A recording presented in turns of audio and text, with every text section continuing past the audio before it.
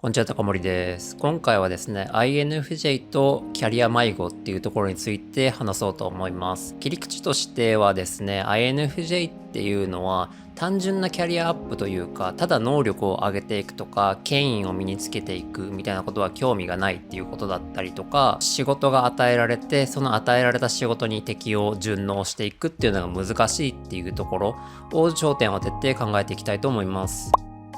で、前段の話としてはですね、最近ショート動画をちょっとお遊び半分で作っていて、INFJ とキャリア迷子っていうのを作ったんですけれども、やっぱり結構 INFJ に特徴的なものとして、さっきも言ったように自分の能力みたいなものを単純に伸ばしていくだけのキャリアっていうのは限界があるというところがありますね。この考え方は万人にも当てはまるかなというところはあるんですけれども、特に INFJ っていうのは自分の中の信念とか感性みたいなものを大事にしたいというような価値観がありますので、例えば役職に上がるんだとかね、なんかこう有名な企業に入ってブイブイ言わせるんだみたいなところでは、働いていて虚無感を感じやすいっていう傾向はあるかなと思います。ここをもう少し掘り下げてみると、役職を目指すとか高い地位につくみたいなのはあくまで手段なんですよね。その手段をとって、例えば多くの人を助けるとか、環境をより良いものにするとかね、そういったところに貢献していきたいっていうところのモチベーションがあるので、ただね、こう自分の能力を上げていくとか、それだけにね、焦点を絞ったものはなかなか長続きしないというか、虚しくなりがちっていうところがありますと。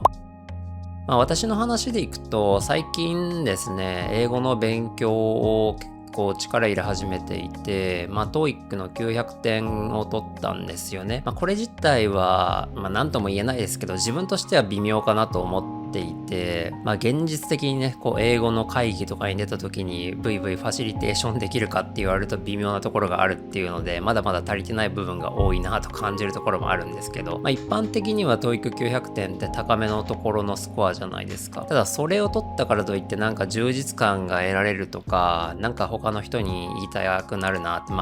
配信で言ってるんでちょっと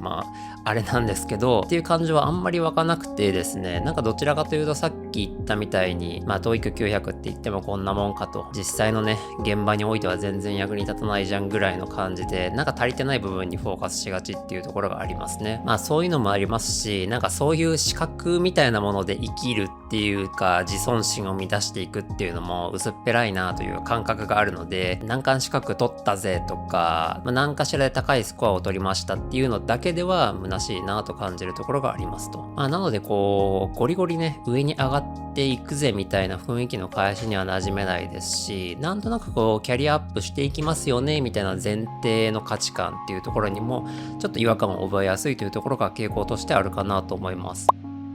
あとはですね、冒頭にも述べた通り、与えられた仕事に馴染んでいくっていうか、それに頑張っていこうって動機づけできないっていうところがありますね。これ私もなんですけど、やっぱなんか INFJ って自分自身の信念というか、こういう風な領域で貢献したいなみたいなのが、才はあれどあると思うんですよね。で、その思いが強すぎるがあまり、なんかこう、仕事降ってきたなっていうので、こなしはするんですけれども、なんかそのプラスアルファの勉強をしようみたいなモチベーションはあんまりなくて、どっちかっていうとずっとこの仕事やってていいのだろうか、あんまり興味も持てないし不安だなみたいな感覚に陥りがちなところがあるかなと思います。なので INFJ は個人的な感覚なんですけど、地道に勉強していくとか努力していく、興味のある分野の知識を積み重ねていくっていうのは比較的得意な分類かなと思うんですけれども、例えばそれが仕事でやっていることと自分の興味っていうことが一致することってなかなか難しいことが多いので、なんかねこう仕事でなくてもいいんですけれども、何かを成し遂げたいよね、強く人に貢献したいよねみたいな思いはあるんですけど、実際がそうはなってこないから、なんかこうそこの間でギャップを抱えてモヤモヤしがちっていうのがあるあるなんじゃないかなと思いますね。